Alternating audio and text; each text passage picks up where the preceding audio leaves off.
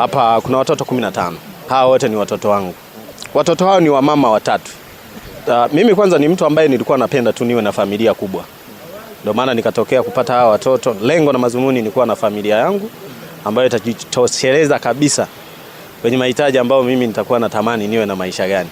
Ndio maana nikaamua kuwa na watoto hawa wote 15. Mimi mtoto wa kwanza nimempata nikiwa na umri wa miaka 17. Kwa hiyo nikiwa na miaka 17 nikawa nimempata mtoto wa kwanza. Kwanza mimi nataka nizungumze jambo moja. Kwangu mimi sikuwa na mashaka sana kuhusiana na malezi. Kwa sababu ninachokiamini ni kwamba Mwenyezi Mungu anapokupa nafasi, anakupa na namna ya kuitumia. Lakini mimi nashukuru Mwenyezi Mungu alinipa nafasi angalau kidogo ya kula na ndugu zangu. Nimeanza kula na ndugu zangu kabla hata sijawa na hawa watoto. Lakini kwa baada ya kuanzisha maisha yangu, Mwenyezi Mungu ameamua kunibariki kupata hawa watoto. Na ninashukuru Mungu wanaishi maisha ya kawaida, sio maisha magumu kiasi kwamba labda naweza nikajilaumu kuwazaa. Hapana.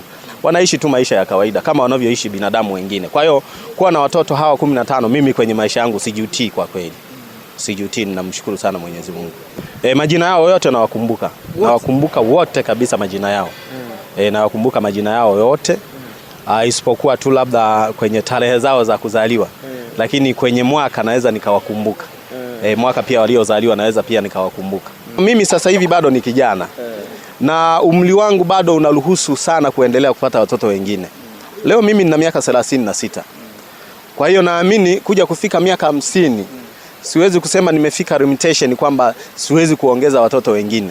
Kwa sababu umri bado unaniruhusu kuendelea kupata watoto, lakini pia hata Mwenyezi Mungu siwezi jua amenipangia nini. Kuna watu wana watoto mpaka 50.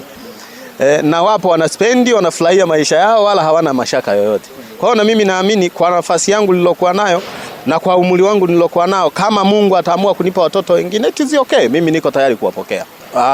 Kwangu mimi malengo yangu ikomee kwenye 20. Wanatosha. Bado 5.